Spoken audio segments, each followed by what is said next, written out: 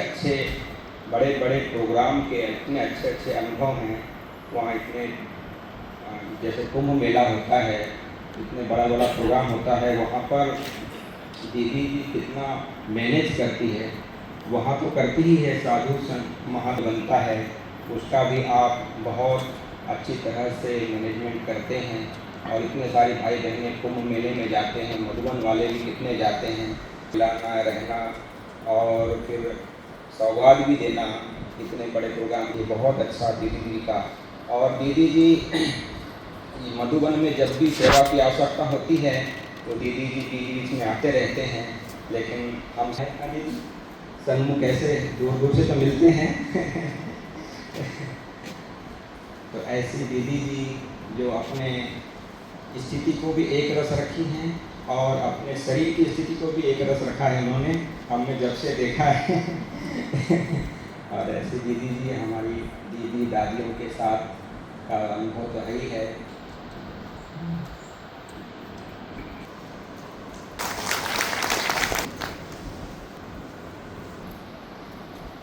मैं बहुत बहुत शुक्रगुजार हूँ चेतन भाई की, वरना तो मेरा कार्यक्रम अभी टीचर्स बहनों के बीच में योग का था। लेकिन इन्होंने जब मुझे ऑफर दिया कि अपने शांतिवन के भाई बहनों से मिलना है और उन्हें फल देना है, तो ये तो दाता का काम है, दाता दिलाएगा, जो कहेगा वो हम बजा देंगे उसके हुक्म को। लेकिन सबसे ज़्यादा जो खुशी हुई वो इस बात की कि इस बहाने आपसे एक ही स्थान पर मुलाकात हो जाएगी। चलते फिरते ओम शांति हो जाती है।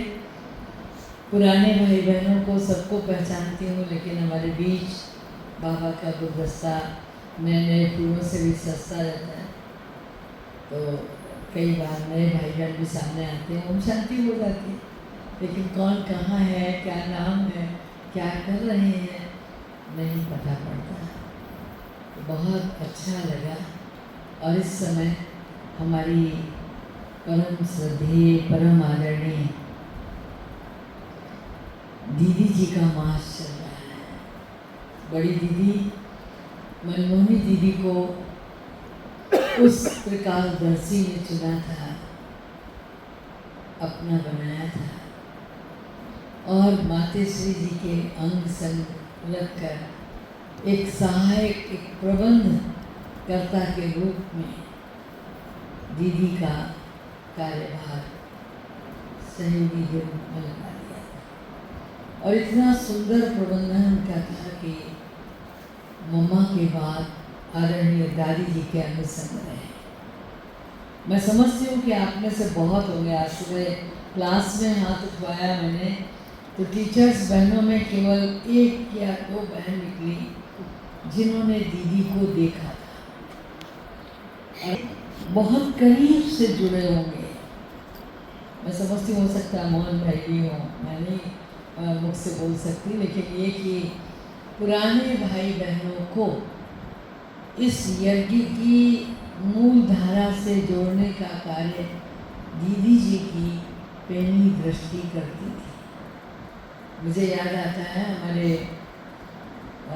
राजू भाई जो फोटो स्टेट डिपार्टमेंट में है, दीदी ने ही उन्हें पहली बार देखा और ये कहा तुमको यहाँ सेवा देनी है। कर क्या रहे हो? तो बोला अभी तो हाई स्कूल का एग्ज़ाम देना। बोला कुछ नहीं, हाई स्कूल या उसका दे रहे थे, जैसे ही पेपर ख़त्म हो तुम यहाँ आ जाओ। क्या देखा उन्होंने?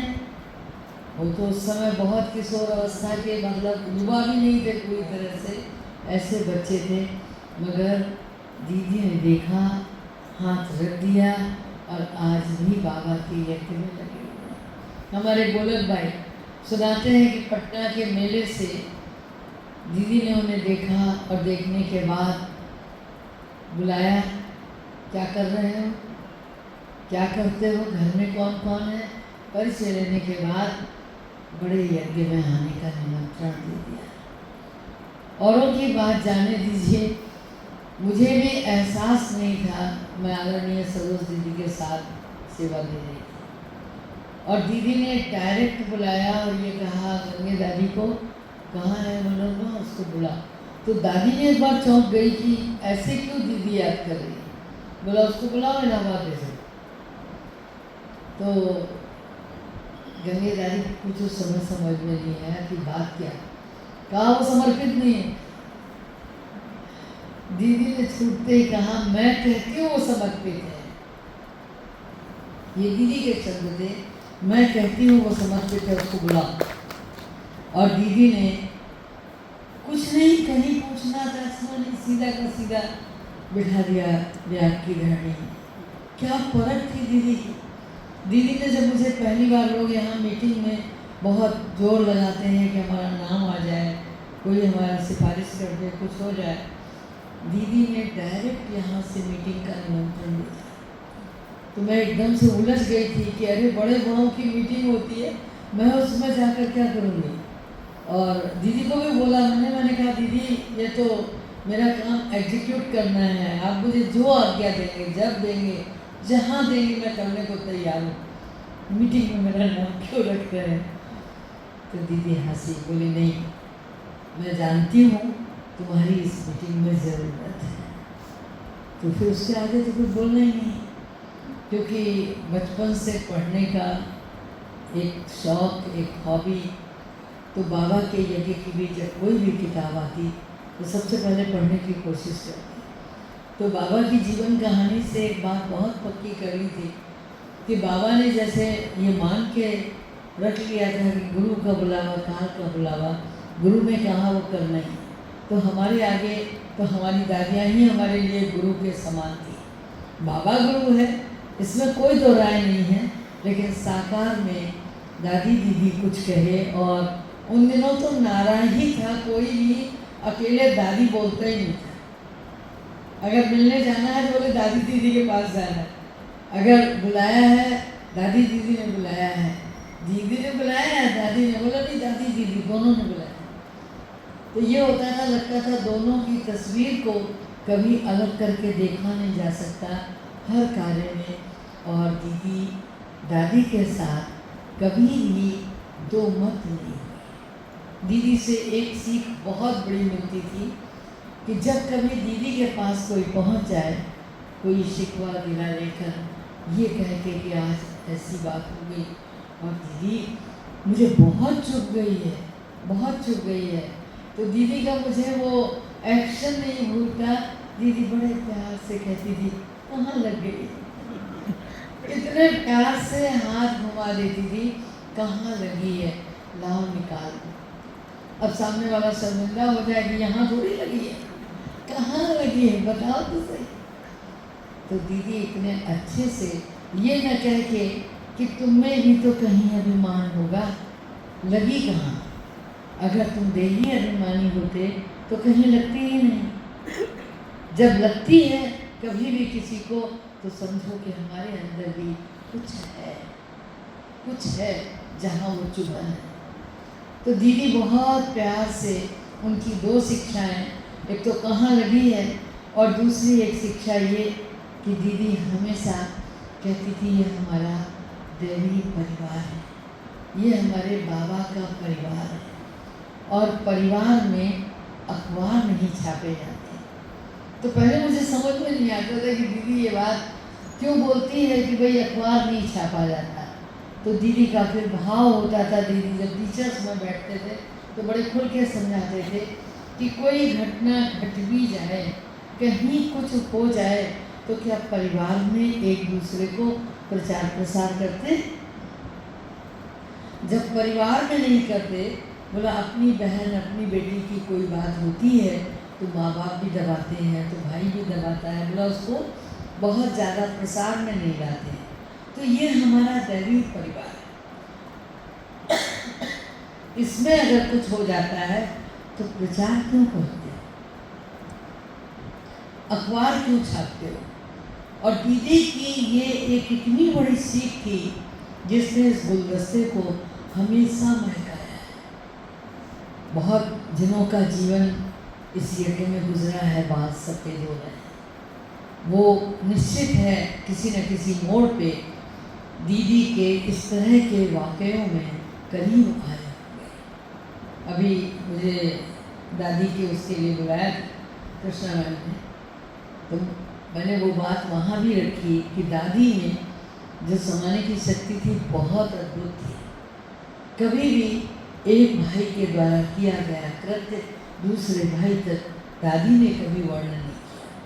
कुछ भी हुआ कानों कान खबर दादी कभी मुंह से नहीं निकालती थी, सुन लेती थी, दोनों पक्षों को अलग अलग अच्छे से समझा देती थी, लेकिन कभी तीसरे पक्ष को ये बताना कि आज ऐसा नहीं लगता था, यज्ञ में कुछ हुआ है, ये पता ही नहीं लगता था। ये दादी में समाने की शक्ति थी और सीख हमारी दीदी की थी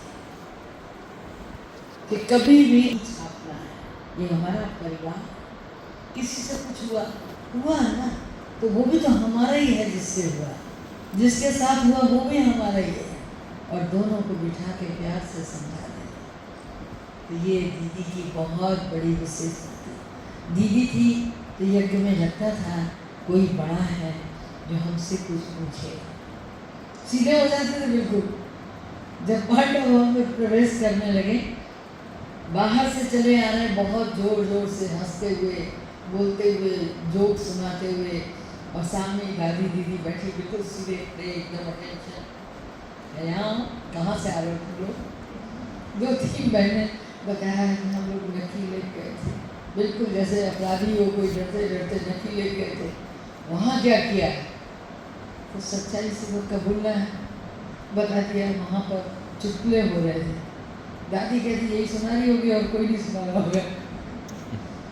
तो इतना मतलब हंसी भी थी, आनंद भी दादी और दीदी पूरा लेते थे, लेकिन समझाने भी पूरी देते। मुझे कभी नहीं भूलता कि जब दीदी पूछती थी आ गए हो, सफ़र ठीक रहा, अच्छा नाश्ता किया, और सामने वाला ये कहते कि जी दीदी नाश्ता किया। फिर अगला प्रश्न होता था बाबा से मिले, तो सामने वाला हड़बड़ा जाता था, अभी जा रहे हैं। तो दादी कहती थी हाँ, ये बाबा किधर आए हो, बाबा से मिले नहीं और नाश्ता कर लिया तुमने। इतने प्यार से बोलती थी कि वो बात पक्की हो जाए जीवन में, कान पकड़ के अब कभी बिना बाबा के कमरे में जाए, बिना बाबा से मिले हम नाश्ते पर नहीं जाए। मुरली पढ़ी कि नहीं पढ़ी, दीदी को बहुत ख्याल चलता था, बहुत ख्याल चलता था। हमारे दैवी परिवार के जो वस्त्र हैं ये एक जैसे, बहनों की साड़ी को लेकर के अक्सर दीदी और दादी में चर्चा होती थी। इस बात पर रुक रहता था। आज हम लोग यज्ञ से लेकर जाते थे, उन दिनों तो मुश्किल से 17-18 रुपए की साड़ी मिलती, वो साड़ी पहनी। यज्ञ को कैसे बचत करनी है, कोई प्रेस नहीं, बोला बस तय लगाओ और तकिए के नीचे रख दो, प्रेस हो जाएगी। क्या करना है प्रेस करके? तो इतने प्यार से दीदी एक एक समझानी देती थी कि दोबारा उसकी आवश्यकता नहीं पड़ती थी कि कोई समझाए। बात छोटी हो, बात बहुत बड़ी हो। दीदी बहुत बड़े खानदान, बहुत बड़े परिवार से थे, बहुत धनाढ्य परिवार से थे, कोई इंजीनियरिंग नहीं पढ़े थे। हमारे कलकत्ते के रमेश भाई दादी नीमच शंकर जी के साथ रहते थे, बड़े अनन्य थे। कोई नक्शा बनवा के लाए थे बड़ा, और बहुत खुश थे कि मैं ये नक्शा लाया हूँ, इसमें कोई कमी नहीं है। दीदी के आगे ले जा करके खास समय लेकर के वो नक्शा खोला, और जैसे ही वो नक्शा खोला तो दीदी ने ऐसे उंगली रख दी जैसे उनकी निगाह वहीं। बोला ये क्या है? ये जगह मुझे लग रहा है कि खाली है, इसका यूज होना चाहिए। दूसरी जगह कुछ गलत बना था तो वो भी दीदी ने उंगली रख के बता दिया कि ये गलत बना है। जो ड्राफ्टमैन था, जो इंजीनियर था साथ में रमेश भाई के, रमेश भाई खुद भी दीदी का मुँह देख रहे कि ये कोई इंजीनियर ही समझ सकता था कि इस नक्शे में ये कमी है, दीदी कैसे पहचान लेती है। तो जैसे दीदी को बाबा ने परख शक्ति का बहुत बड़ा वरदान दे रखा था, तो वो परख उन्होंने बाबा के यज्ञ के अनन्य रत्नों की, जीवित इंसानों की वो तो की, लेकिन यज्ञ में कहाँ क्या होना चाहिए। और हमेशा दीदी का नारा था कम खर्च वाला नसीब। कम से कम में सामने वाले को कितना प्रसन्न किया जा सकता है। सारा स्टोर यहाँ का दीदी संभालती है। आज हमारी आदरणीय मुन्नी दीदी है, वो भी दीदी की ही संरक्षण में सारी ट्रेनिंग पाई हुई।